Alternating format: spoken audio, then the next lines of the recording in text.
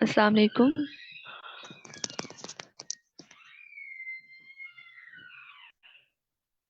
वालेकुम वालेकुम सलाम। सलाम। ओके। अच्छा मैम किरण, थोड़ा सा वेट कर लेते, 5 मिनट्स और। जी जी। फिर स्क्रीन शेयर करते हैं। ओके।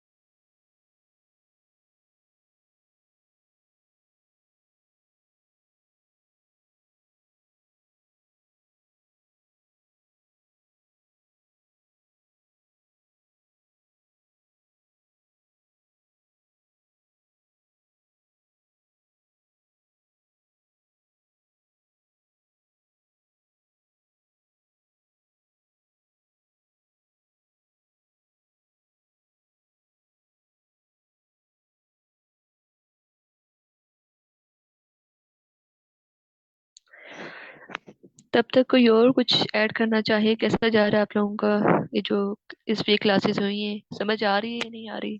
कैसा जा रहा है?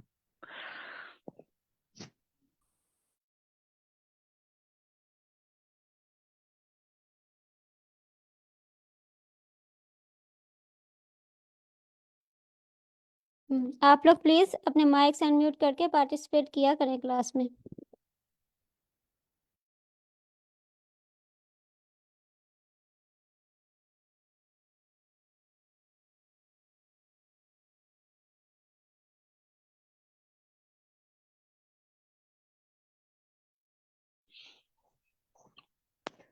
अगर अभी आप पार्टिसिपेट नहीं करेंगे तो स्पीकिंग वाले सेशन में कैसे चलेगा सब? अभी से स्टार्ट कर लें बोलना, ताकि स्पीकिंग में जो है ना, कोई मसला ना हो आप लोगों को।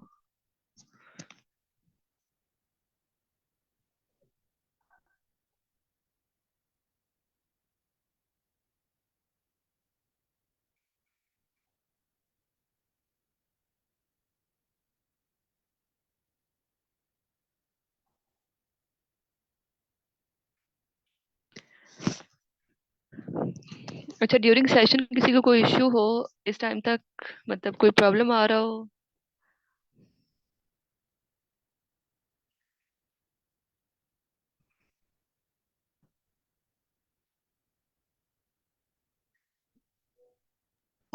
नहीं मैम, कोई प्रॉब्लम नहीं है, ठीक जा रहा है। वैसे आज मेरे ख्याल से जुम्मा है, इस वजह से तो ये 2 वाला थोड़ा टाइम, जुम्मे वाले दिन मेरे ख्याल से लेट लेट होना ले चाहिए थोड़ा सा। अम, हाँ, आप सही कह रहे हैं, बट इसके बाद भी एक्चुअली 3 बजे भी सेशन है, 4 बजे भी है। तो आगे सेशन है ना, अदरवाइज हम इसको आगे कर लेते हैं। हम्म। लेकिन जो क्लास में प्रेजेंट है वो तो कुछ पार्टिसिपेट करे ना, कोई बोल ही नहीं रहा। नहीं मैम, ठीक है, ओवरऑल ठीक जा रहा है। तो ये प्रैक्टिस है आई थिंक लिसनिंग की। सर, काशिफ आप पहले भी सेशन अटेंड कर चुके हैं ना? जी जी, आइट्स का, आइट्स तो ये मेरे रेगुलर, ये फर्स्ट ईयर वैसे, पहले मैंने किया है। अच्छा, पहले मतलब आपने रेगुलर नहीं थे लेकिन आते थे ना? जी जी। अच्छा, ठीक हो गया। सही। ओके मैम, फिर स्क्रीन शेयर करते हैं, स्टार्ट करते हैं हम लोग। ओके।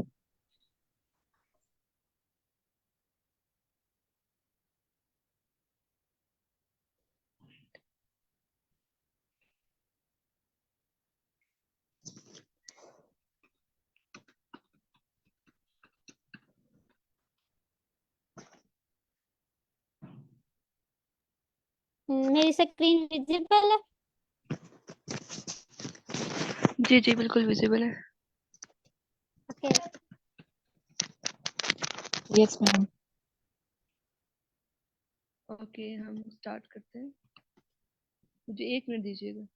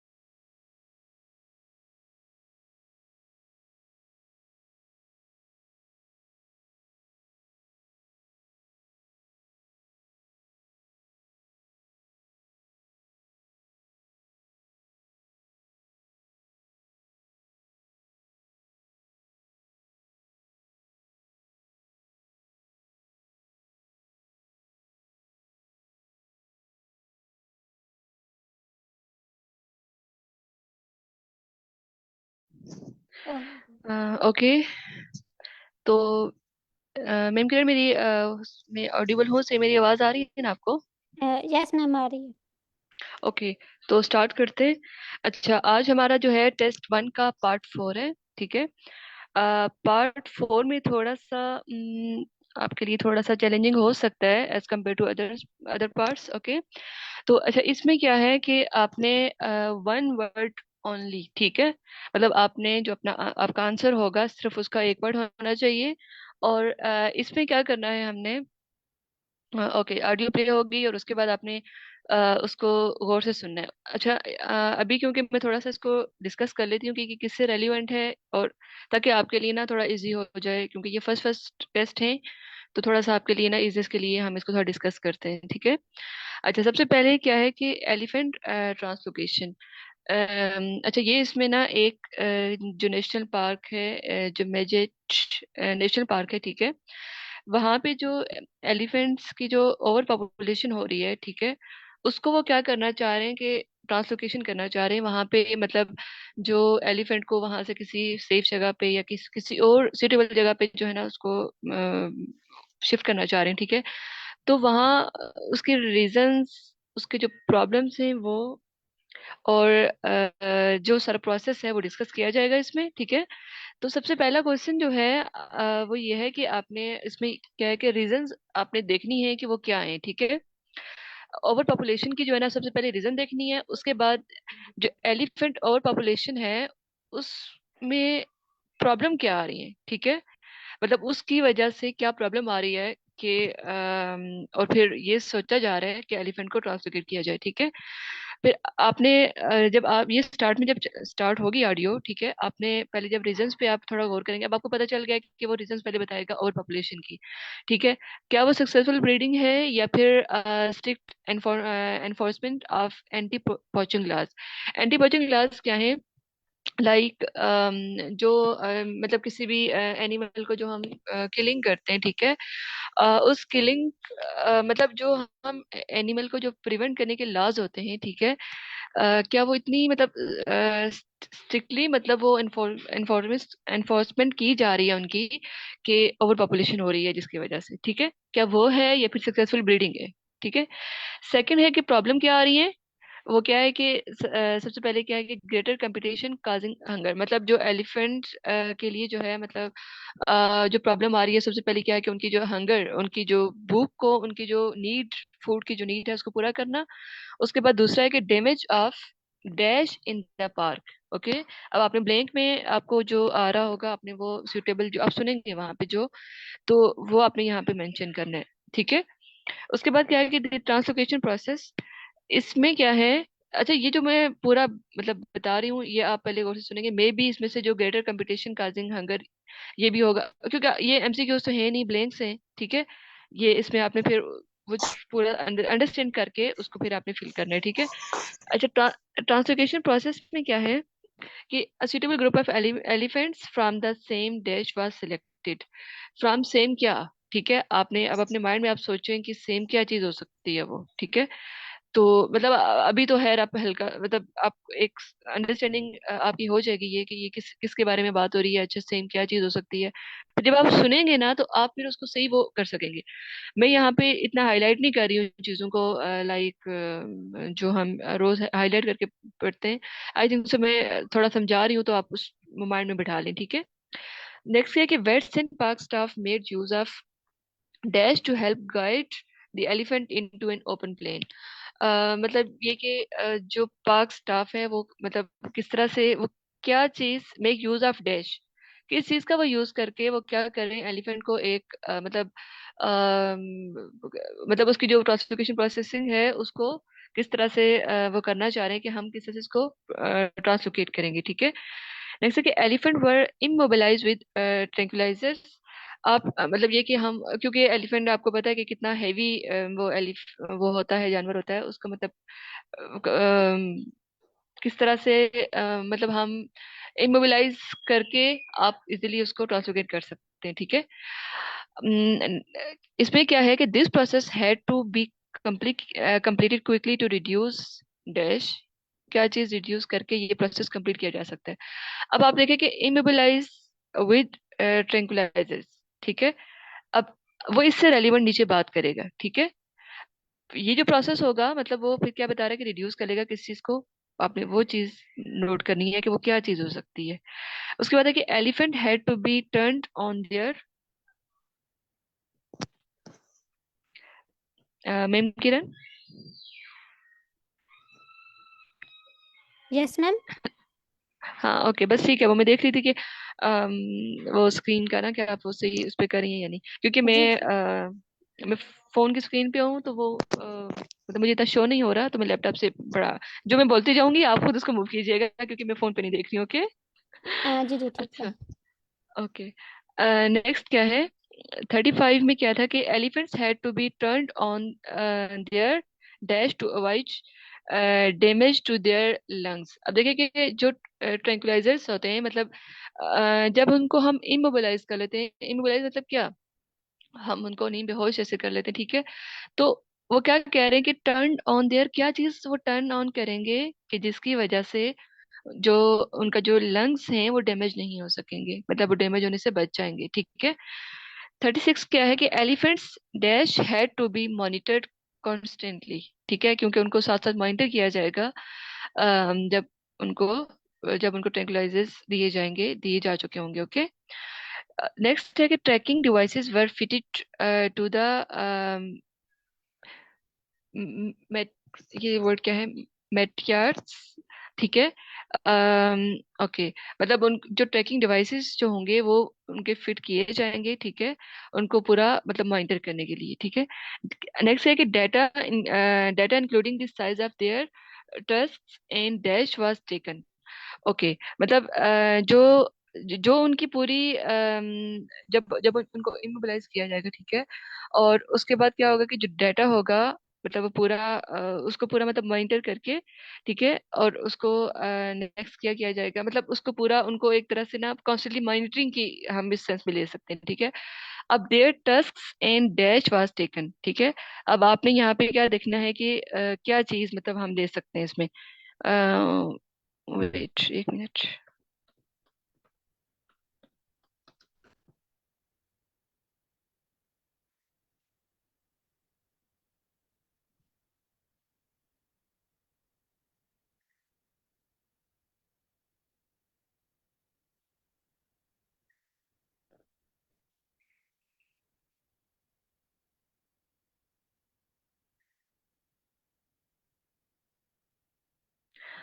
ओके। अच्छा, ये यहाँ पे ट्रांसलोकेशन प्रोसेस जो है, ये कंप्लीट हो गया है, हाँ। ठीक है। अच्छा, यहाँ पे क्या है, 37 में हम थे। ठीक है। अच्छा, data including the size of their tusk in dash was taken. Elephant were taken by truck to their new reserves. अच्छा, यहाँ पे हम ये क्या कर रहे हैं, क्लासिफिकेशन प्रोसेस को हम पूरा देख रहे हैं कि जब हम उसको कर रहे होंगे तो इसमें क्या क्या चीजें आएंगी। यहाँ पे आपने देखा कि उसको पहले इमोबिलाइज किया, उसके बाद वो कह रहे हैं कि हम इनको ट्रक के जरिए कैसे हम वो करेंगे, और उसके बाद कैसे कॉन्स्टेंटली मॉनिटरिंग करेंगे। और ठीक है, ये एक चीज है यहाँ पे 37 में, data including the size of their tusk. अच्छा, टस्क जो है ना, ये एक स्पेसिफिक मतलब कुछ टीथ को वो कह रहे हैं यहाँ पे। ठीक है। और ये उसके दांत बेस पे होते आई थिंक सो। जी। हैं, अब टीथ ही होते हैं हाथी के ना, उनको सब। हाँ हाँ, उसके पॉइंट ऑफ व्यू से बात की जा रही है। ठीक है। एन डैश वाज टेकन, मतलब अगर वो टीथ की बात कर रहे हैं तो इट्स मीन कि दूसरी क्या चीज है।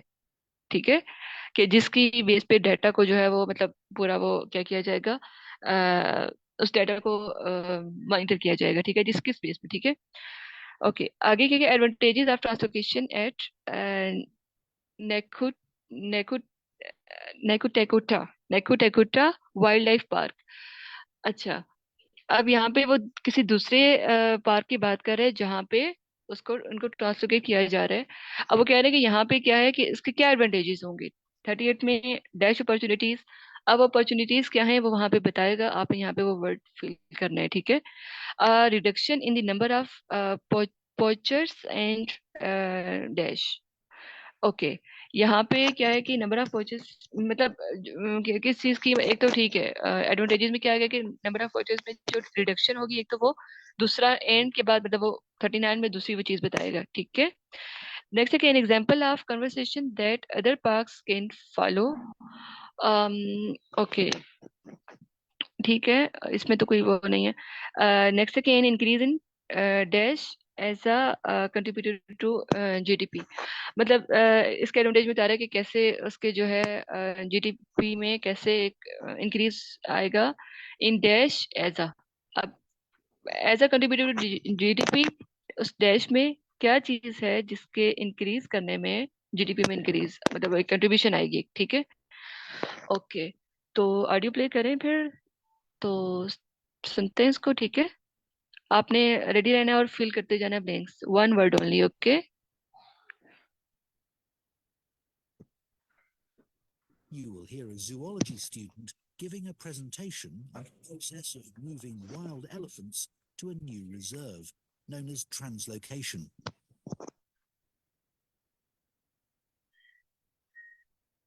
आवाज आई है आप लोगों को? जी जी, बिल्कुल आ रही है। Okay. Questions 31 to 40.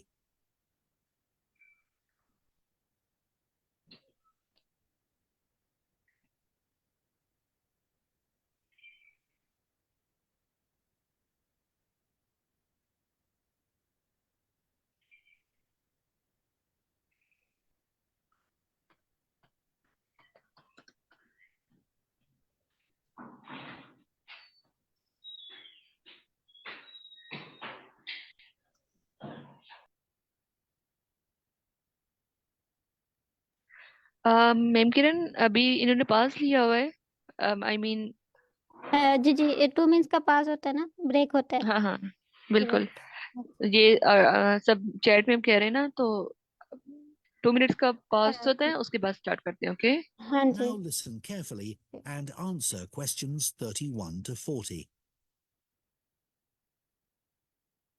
For my presentation today, I want to tell you about how groups of elephants have been moved and settled in new reserves.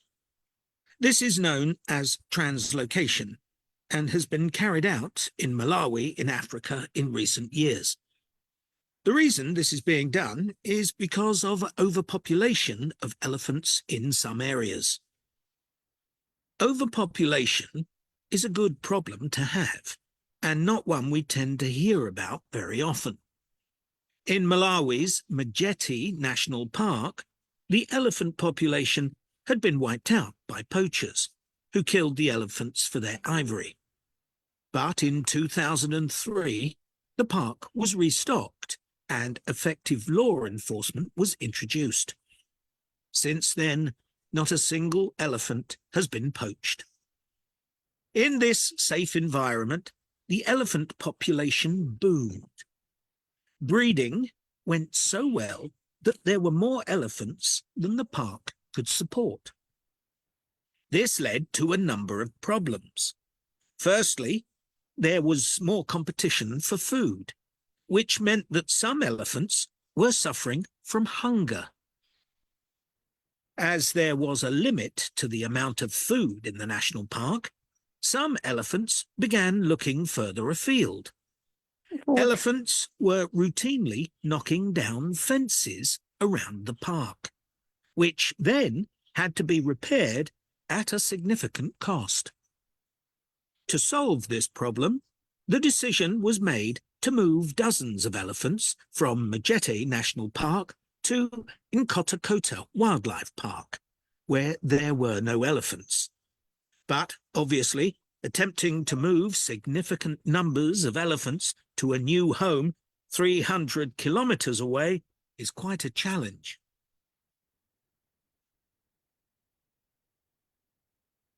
So, how did this translocation process work in practice? Elephants were moved in groups of between 8 and 20, all belonging to one family. Because relationships are very important to elephants, they all had to be moved at the same time. A team of vets and park rangers flew over the park in helicopters and targeted a group, which were rounded up and directed to a designated open plain. The vets then used darts to immobilize the elephants. This was a tricky maneuver, as they not only had to select the right dose of tranquilizer for different-sized elephants, but they had to dart the elephants as they were running around. This also had to be done as quickly as possible, so as to minimize the stress caused. As soon as the elephants began to flop onto the ground, the team moved in to take care of them. To avoid the risk of suffocation, the team had to make sure none of the elephants were lying on their chests, because their lungs could be crushed in this position. So, all the elephants had to be placed on their sides. One person stayed with each elephant while they waited for the vets to do checks. It was very important to keep an eye on their breathing. If there were fewer than 6 breaths per minute, the elephant would need urgent medical attention. Collars were fitted to the matriarch in each group so their movements could be tracked in their new home. Measurements were taken of each elephant's tusks. Elephants with large tusks would be at greater risk from poachers, and also of their feet. The elephants were then taken to a recovery area before being loaded onto trucks and transported to their new home. The elephants translocated to Nkota settled in very well, and the project has generally been accepted to have been a huge success, and not just for the elephants. Employment prospects have improved enormously, contributing to rising living standards for the whole community. Poaching is no longer an issue, as former poachers are able to find more reliable sources of income. In fact, many of them volunteered to give up their weapons, as they were no longer of any use to them. More than 24 elephants have been born at Nkota since relocation. With an area of more than 1,800 square kilometres, there's plenty of space for the elephant population to continue to grow. Their presence is also helping to rebalance Nkotakota's damaged ecosystem, and providing a sustainable conservation model which could be replicated in other parks. All this has been a big draw for tourism, which contributes 5 times more than the illegal wildlife trade to GDP. And this is mainly because of the elephants. There's also been a dramatic rise in interest.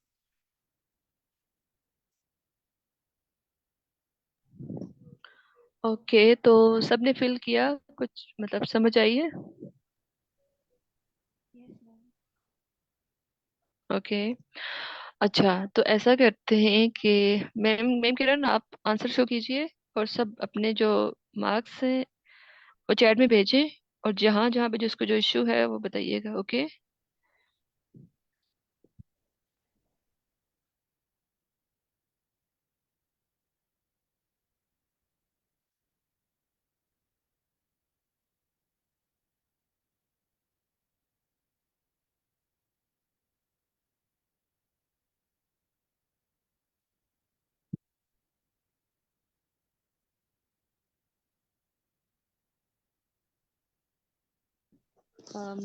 Okay.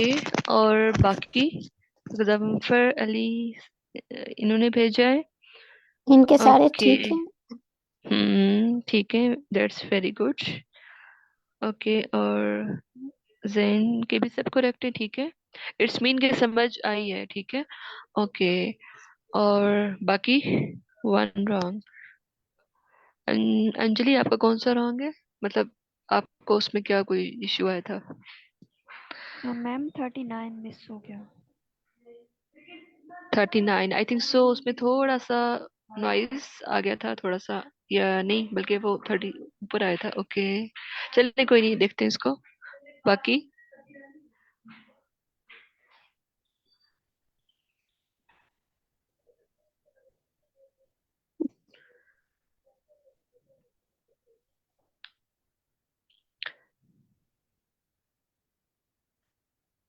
7 correct sir Kashif के, ठीक है, that's great. Plural mistakes in 31 33। अच्छा, हाँ, ये थोड़ा सा इसका ख्याल रखिएगा, इस सिंगुलर प्लूरल का।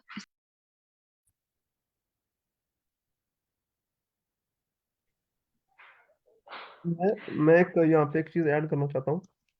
जी जी। अ, सब लोग ना एक चीज प्लूरल जो होते हैं वो सिंगुलर, एक चीज आप आइडिया लिया करें। यहाँ पे ना हम देखते हैं 39 पे ना, देखें यहाँ पे एक वर्ड लिखा हुआ है, reduction in the number of poachers. अब देखें इससे जो आगा नेक्स्ट आएगा एंड के बाद, वो मस्ट है कि वो प्लूरल होगा। तो आपने इन चीजों को भी काउंट करके, एक ये हमारे पास टेक्निक होती है कि हम प्लूरल कहाँ पे आएगा और सिंगुलर कहाँ पे आएगा। जब ऐसे तक जी। जब हमारे कंपैरिजन आ जाए, या हमारे पास 2 से या 3, मोर देन 2 और 3, मतलब अपना क्वालिटीज बताई जाए, तो वहां पे ना आप उनसे जज कर सकते हैं बंदा कि जो पीछे वाली प्लूरल आ रही है तो नेक्स्ट भी क्या होगी, प्लूरल होगी। एक तो ये होती है। बाकी हम्म। ये होती है कि बात चीजें जैसे आपने अब देखें 37 पे ना, वहां पे भी किसी का आया होगा मिस। यहाँ पे देखें देयर टास्क एंड आगे जो भी है फीट है या जो भी है ना, तो आप वहां से उसको इमेजिन कर सकते हैं कि जो प्लूरल होगा, वर्ड चूज करें और वहां पे वो पुट जी, कर दें। एग्जैक्टली। और अब जैसे वाज आ रहा है, तो वाज को आपने ये नहीं देखना कि क्योंकि इस ब्लैंक के बाद वाज आ रहा है तो इट्स मीन कि सिंगुलर होगा। आपने क्या करना है, आपने वही बात है कि अगर अंडरस्टैंडिंग होगी, अब साइज की बात की जा रही है, ठीक है, साइजेस की बात नहीं की जा रही, इस साइज की बात की जा रही है, इसलिए वाज आ रहा है, ठीक है। बट जो पीछे सेंटेंस चला रहा है, जैसे टस्क्स एंड डैश, तो वो भी टस्क्स एंड है, तो इट्स मीन कि नेक्स्ट भी प्लूरल होगा, ठीक है। यहाँ पे मतलब आप वाज को इस प्लूरल को मिक्सअप नहीं कीजिएगा। ओके। क्योंकि ये जो वाज हो रहा है ये हमारे पास मेन वर्ब के तौर पे यूज हो रहा है, और ये है हमारे पास साइज का। अब साइज के पास साइज। ऑफ आ रहा है, तो ये जो हमारे पास है ये हमारे पास रिप्रेजेंट कर रहे हैं ऑब्जेक्टिव केस है, तो ऑब्जेक्टिव केस प्लूरल है तो प्लूरल होंगे सारे। फिर ऑफ के बाद आ गया ना देयर टास्क जी एंड फीट, तो ये फिर जो ये जो वाज है ये इसको फॉलो कर रहा है द साइज को। जी, बिल्कुल। अच्छा, सबका 39 क्यों मिस हुआ है? 39 में क्या था ऐसा? 39 वेपन्स। वहाँ पे ना थोड़ा पैराफ्रेज किया हुआ था, इस वजह से ना शायद पुट ऑफ, उन्होंने कहा था कि पुट ऑफ देयर वेपन्स। तो जी जी। ओके चले, एक का इतना कोई इशू नहीं है। अगर हाँ, अगर आप लोग कहते हैं तो वहां से दोबारा से ऑडियो प्ले कर सकते हैं, अगर कहते हैं आप लोग। अदरवाइज नेक्स्ट मूव कर रहे हैं। अगर ज्यादा लोगों का इशू आ रहा है वेपन वाले में, तो आई थिंक सो थोड़ा सा लास्ट से कर लेते हैं। जी जी जी जी मैम, एक बार रिपीट कर लें ये 39 वाला। हाँ ओके मैम, किरण थोड़ा सा 39 38 के बाद जो है ना वो स्टार्ट कीजिएगा।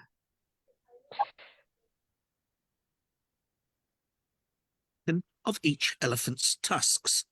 Elephants with large tusks would, with large tusks, and also of their feet. The elephants were then taken to a recovery area before being loaded onto trucks and transported to their new home. The elephants translocated to Nkotakota settled in very well, and the project has generally been accepted to have been a huge success. And not just for the elephants. Employment prospects have improved enormously, contributing to rising living standards for the whole community. Poaching is no longer an issue, as former poachers are able to find more reliable sources of income. In fact, many of them volunteered to give up their weapons, as they were no longer of any use to them. More than 24 elephants.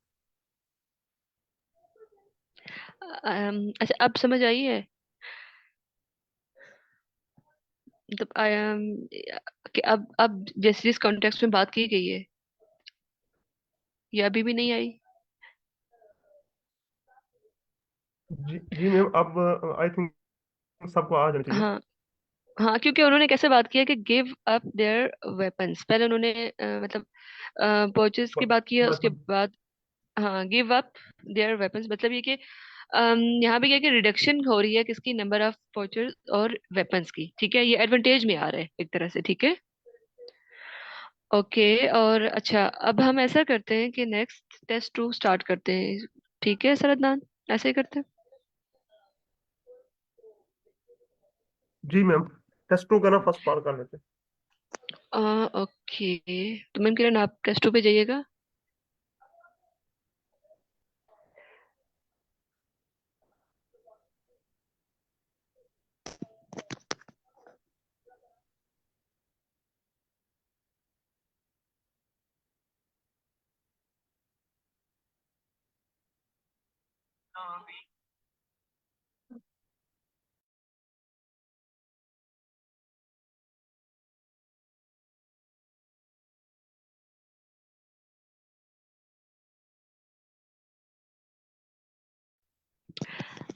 सरदनान आप लेके चलेंगे इसको आगे, या फिर मैं continue करूं? अगर आपके लिए इजी है तो आप कर मैम लीजिए। आप कंटिन्यू रखें, thank you. Okay okay. Ma'am Kiran screen visible नहीं है। यस मैं अभी शेयर कर रही हूँ। Okay okay.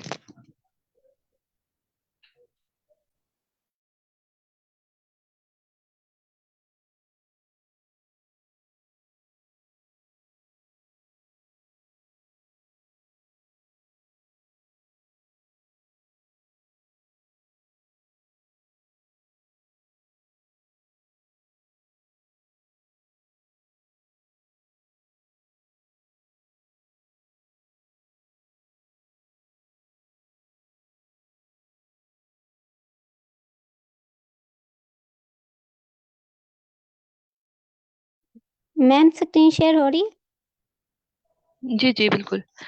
अच्छा अच्छा, अब यहाँ पे क्या है, मैम किरण मुझे करेक्ट कीजिएगा, ये पार्ट वन में 2 पर्सन कन्वर्सेशन है ना, दो बंदों की, ऐसे ही है। यस मैम, वो हाइड करना ओके रेस्टोरेंट। जी जी सही है। अच्छा, यहाँ पे क्या है कि वर्किंग एट मिलोस रेस्टोरेंट। ठीक है, अब यहाँ पे क्या चीज़ है कि उसके बेनिफिट्स और पर्सन स्पेसिफिकेशन की बात की जा रही है। तो यहाँ पे आपने दोनों की जो दो बंदों की जो कन्वर्सेशन होगी, ठीक है, आपने उसको गौर से सुनना है। और उसके बाद आगे आपने इसमें भी यहाँ पे भी वही चीज है कि वन वर्ड फिल करना है आपने। ओके। और इसकी मतलब यहाँ पे अगर इसकी अंडरस्टैंडिंग की हम बात करें तो क्या है कि सबसे पहले बेनिफिट्स की अगर बात की जा रही है, ठीक है, कि अगर जो वहाँ पे माइलोज रेस्टोरेंट में जो वर्किंग हो रही होती है, मतलब उसमें जो अगर वो हायरिंग कर रहे हैं, ठीक है, और उसमें मतलब क्या क्या बेनिफिट्स हैं, ठीक है, और क्या पर्सन स्पेसिफिकेशंस हैं। अच्छा, फर्स्ट वन में क्या है कि dash provided for all staff. अब आपने वो दोनों कन्वर्सेशन में सुनना है, ठीक है, और ये देखना है कि हर स्टाफ को, एक तो यहाँ पे कीवर्ड अगर हम हाईलाइट करें तो प्रोवाइडेड, ठीक है, और ऑल स्टाफ की बात की जा रही है, ठीक है, यहाँ पे हम इन दो दो चीजों पे फोकस करेंगे, ठीक है। नेक्स्ट है कि dash during weekends, sorry weekdays at all Milo's restaurant, dash during weekdays at all Milo's restaurant. मतलब ये कि वीकडेज में ऐसा क्या है, ठीक है, एट ऑल माइलॉज रेस्टोरेंट कि जो उनको मतलब दिया जा रहा है, ठीक है, और क्या बेनिफिट्स है वो। नेक्स्ट है कि थर्ड बेनिफिट क्या है कि dash provided after midnight, midnight के बाद क्या प्रोवाइड किया जा रहा है, मतलब ऐसी कौन सी फैसिलिटी है, क्या वो कुछ खाने पीने की है या फिर कोई और चीज है, मतलब वो फैसिलिटी क्या है, ठीक है, ये बेनिफिट क्या है वो। ओके। नेक्स्ट है पर्सन स्पेसिफिकेशन। इसमें है कि must be prepare to work well in a team. Okay.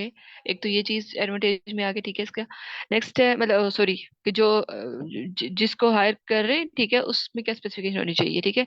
Next है कि must care about maintaining a high standard of dash, कि उसको एक तो हाई स्टैंडर्ड मेंटेन मतलब और सबसे पहली बात है कि केयर, किस चीज की केयर करनी चाहिए उसे हाई स्टैंडर्ड को मेंटेन करने में, आप क्या, अब क्या वो कुछ खाने पीने से रेलिवेंट है, क्या सर्विसेज है, वो क्या चीज है, ठीक है।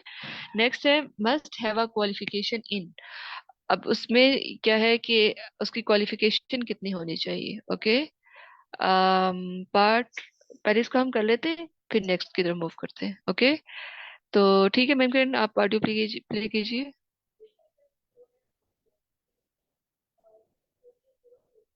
Part 1. You will hear a woman from a job agency giving information to a man about work in a chain of restaurants. First, you have some time to look at questions 1 to 5.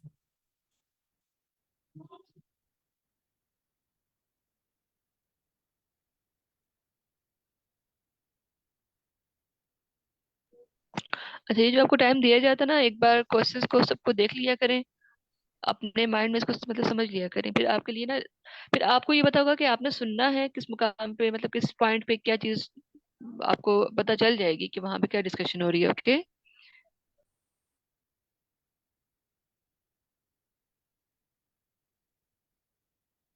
Now listen carefully and answer questions 1 to 5. So I understand you're interested in restaurant work. Yes, I've got a bit of experience and I can provide references. That's good. I can check all that later. Now, Milo's restaurants have some vacancies at the moment. They're a really good company to work for. Lots of benefits. All right. Yes, they've got a very good reputation for looking after staff.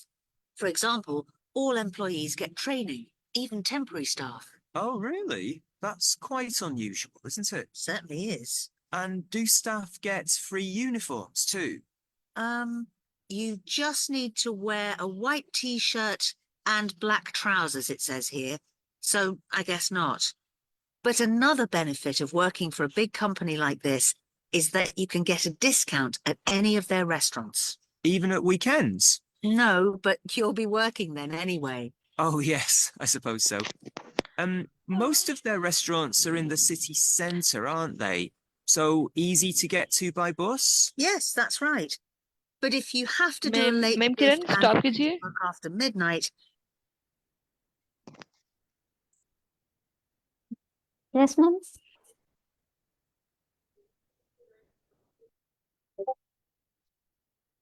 Ma'am I think से थोड़ा issue आ रहा है, पता नहीं मेरे and पे है ये बाकियों को भी आ रहा है, थोड़ा प्रॉब्लम आ रहा है। आप थोड़ा आगे करके जहाँ से वन का 1 पॉइंट का स्टार्ट हो रहा है ना, क्वेश्चन नंबर 1 का, वहां से स्टार्ट कीजिए दोबारा।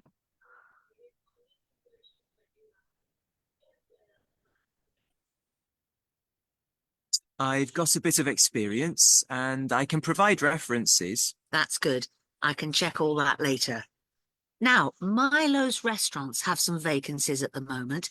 They're a really good company to work for. Lots of benefits. All right. Yes. They've got a very good reputation for looking after staff. For example, all employees get training, even temporary staff. Oh, really? That's quite unusual, isn't it? Certainly is. And do staff get free uniforms too? You just need to wear a white t-shirt and black trousers, it says here. So I guess not. But another benefit of working for a big company like this is that you can get a discount at any of their restaurants. Even at weekends? No, but you'll be working then anyway. Oh, yes, I suppose so. Most of their restaurants are in the city centre, aren't they? So easy to get to by bus? Yes, that's right. But if you have to do a late shift and finish work after midnight, the company will pay for you to get a taxi home. I probably won't need one. I think I'd use my bike. Okay. Now, they do have some quite specific requirements for the kind of person they're looking for. Milo's is a young, dynamic company, and they're really keen on creating a strong team. It's really important that you can fit in and get on well with everyone. Yeah, I've got no problem with that. It sounds good, actually. The last place I worked for was quite demanding too. We had to make sure we gave a really high level of service. That's good to hear, because that will be equally important at Milo's.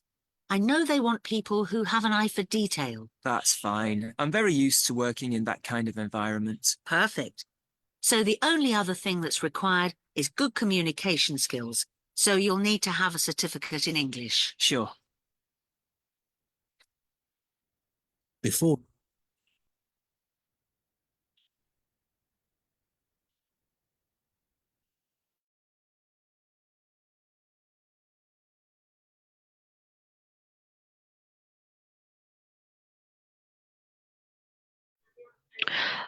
Okay ma'am Kiran, आप answer show कीजिए। अच्छा, बाकी लोगों ने भी किए हैं, साथ में फिल किए हैं? कोई किसी को कोई इश्यू तो नहीं हुआ इसमें ना? कोई वॉइस का इशू या कुछ और? नहीं मैम, सही था। ओके, अच्छा, मेरे एंड पे आई थिंक सो था, मुझे लगा कि सबको और है, सही है। सर रेहान ने शेयर किया है। Okay, training discount. अच्छा, मैंने इसमें इंग्लिश सर्टिफिकेशन लिख दिया है। कंफ्यूज है थोड़ा सा, क्या लिखना है, सर्टिफिकेट लिखना है या इंग्लिश लिखनी है 5वें पे। बाकी ठीक है सर। अच्छा, इसमें इसमें इसको थोड़ा सा आपने एक मिनट चेक करते हैं। अम,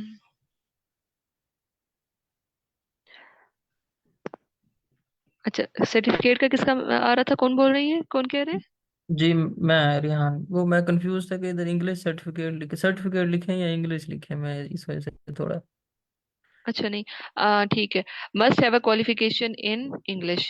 ठीक है, अब देखिए कि in certificate in English, in English certificate नहीं, आप दो नहीं लिख सकते, क्योंकि इसमें दो वर्ड नहीं, आपने एक लिखना है। और इन सर्टिफिकेट तो वो तो जाहिर सी बात है, आपको पता है कि वो सेंटेंस ही वो सही नहीं बन रहा। ठीक है, तो ठीक है, आपने सही लिखा है। ओके, और इसके अलावा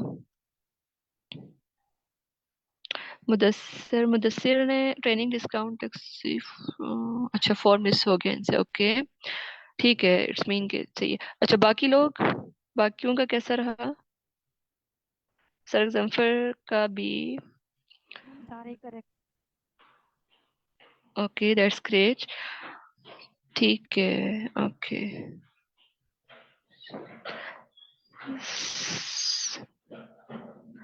फोर्थ वन क्यों मिस हुआ है सबका? मोस्टली लोगों का must care about maintaining a high standard of service. Okay,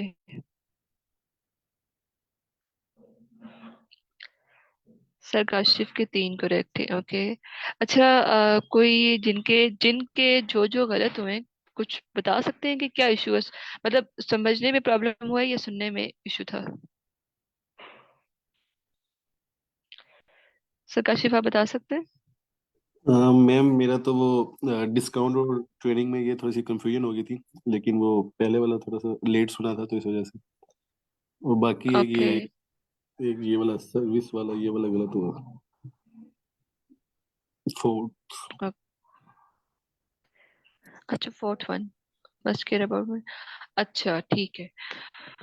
हम्म, ठीक है, ओके। अच्छा, यहाँ पे आई थिंक सो मैंने ये डिस्कस भी किया था फोर्थ वन का। एनीवेज मैंने वैसे आंसर नहीं देखे थे ये अभी मेरे खुद सामने भी वो हुआ है मैंने इसके कि सर्विसेज में आपकी होनी चाहिए या क्या, आई थिंक सो ऐसा ही था। ओके। अच्छा, ये तो हो गया, मतलब आई थिंक सो ये इजी था। ऑलमोस्ट सबके अच्छे जा रहे हैं, ठीक है, ये ठीक है। अगर किसी को कोई प्रॉब्लम है तो हम यहाँ पे डिस्कस कर लेते हैं, अगेन सुन लेते हैं, नहीं तो हम नेक्स्ट मूव करते हैं। आप बताइए, क्योंकि अभी आप लोग बताएंगे तो मैं कुछ आगे इसको डिस्कस करूंगी, इस वाले को कोई प्रॉब्लम हुआ तो। आई थिंक नेक्स्ट मूव करते हैं, ये तो आसान था। ओके ठीक है। मैम मैम किरण नेक्स्ट आ जाइए पार्ट टू पे।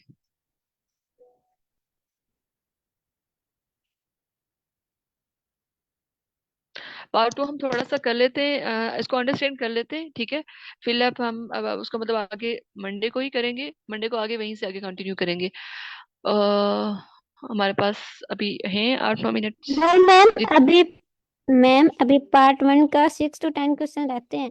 अभी हमने सिर्फ 5 ओ किए हैं। Sorry sorry sorry sorry, okay okay, मुझे लगा पार्ट टू है। ओके, सही सही, ठीक है, इसको कंप्लीट करते हैं। ओके। थोड़ा इसको, ठीक है, मैं थोड़ा आप ऊपर कीजिएगा इसको।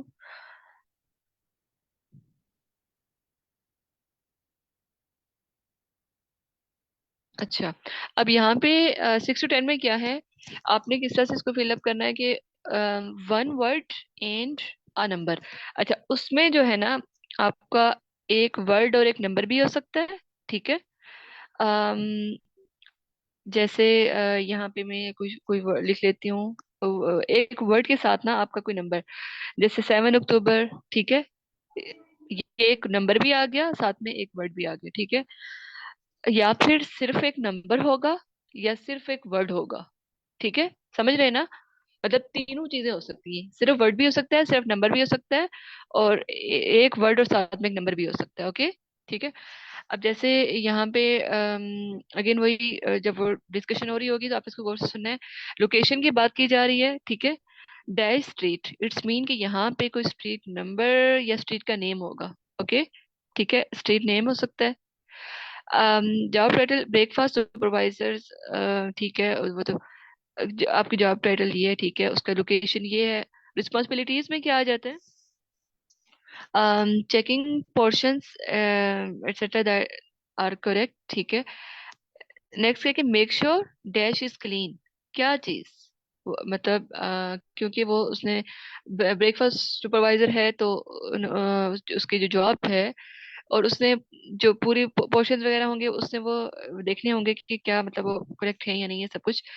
क्लीननेस में क्या चीज आ जाती है, उसमें डिफरेंट चीजें आ जाती हैं, लाइक अगर क्या वो उस पोर्शन की बात कर रहे हैं या फिर जो बर्तनों की बात कर रहे हैं या किचन की, मतलब किस चीज की बात हो रही है, ठीक है। वो आपने गौर से सुनना है। ओके, नेक्स्ट है कि स्टार्टिंग सैलरी डैश, मतलब कितने पाउंड्स पर और।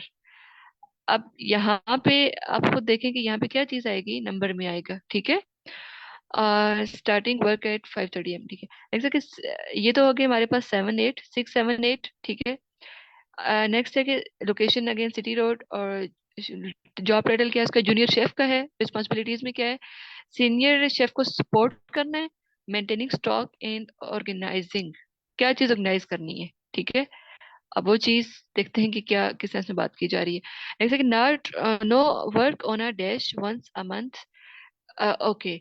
No work on a dash, अच्छा एक मंथ में, सॉरी सॉरी सॉरी, सैलरी की बात हो रही है, उसके बाद no work on dash once a month, महीने में एक बार नो वर्क होना, किस पे वर्क नहीं करना, ठीक है। Okay, without wasting any time हम इसको सुन लेते हैं, फिर बाद में डिस्कस करते हैं इसको, ठीक है। प्ले कीजिए ma'am. Station, you have some time to look at questions 6 to 10.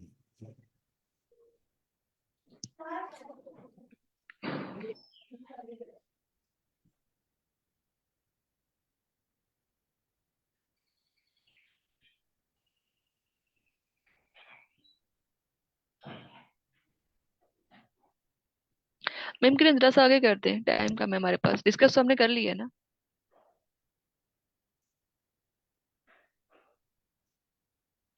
For questions 6 to 10.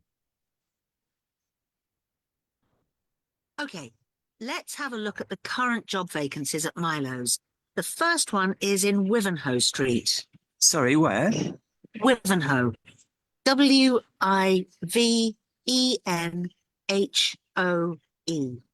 It's quite central, just off Cork Street. Oh, right. They're looking for a breakfast supervisor. That would be okay. So you're probably familiar with the kind of responsibilities involved. Obviously checking that all the portions are correct, etc. And then things like checking all the procedures for cleaning the equipment are being followed. Okay. And what about the salary? In my last job, I was getting £9.50 per hour. I was hoping to get a bit more than that. Well, to begin with, you'd be getting £9.75, but that goes up to £11.25 after 3 months. That's not too bad. And I suppose it's a very early start. That's the only unattractive thing about this job. But then you have the afternoons and evenings free. So the restaurant starts serving breakfast from 7 a.m. and you'd have to be there at 5:30 to set everything up. But you'd be finished at 12:30. Well, as you say, there are advantages to that. Now, you might also be interested in the job at the City Road branch. That's for a junior chef. So, again, a position of responsibility. I might prefer that, actually. Right. Well, obviously, this role would involve supporting the sous chef and other senior staff. And you'd be responsible for making sure there's enough stock each week and sorting out all the deliveries. I've never done that before, but I imagine it's fairly straightforward once you get the hang of it. Yes, and you'd be working alongside more experienced staff to begin with, so I'm sure it wouldn't be a problem. The salary's slightly higher here. It's an annual salary of £23,000. Right. I know that if they like you, it's likely you'll be promoted quite quickly, so that's worth thinking about. Yes, it does sound interesting. What are the hours like? The usual, I think. There's a lot of evening and weekend work, but they're closed on Mondays. But you do get one Sunday off every 4 weeks. So would you like me to send off? Okay ma'am, answer share कीजिएगा, फिर उसके बाद देखते हैं हम क्या करना है।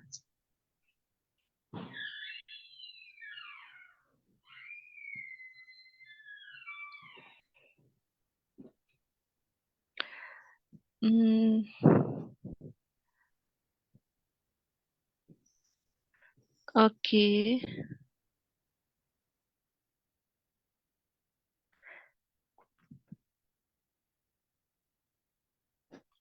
अच्छा सैलरी वाली उसमें कोई कंफ्यूज तो नहीं हुआ था? उन्होंने थोड़ा डिस्ट्रैक्ट करने की कोशिश की थी। आई होप कि कोई नहीं हुआ होगा। 11.25 सर तैयब। अच्छा, जो 11.25 सैलरी की बात थी ना, वो ये थी कि आफ्टर 3 मंथ्स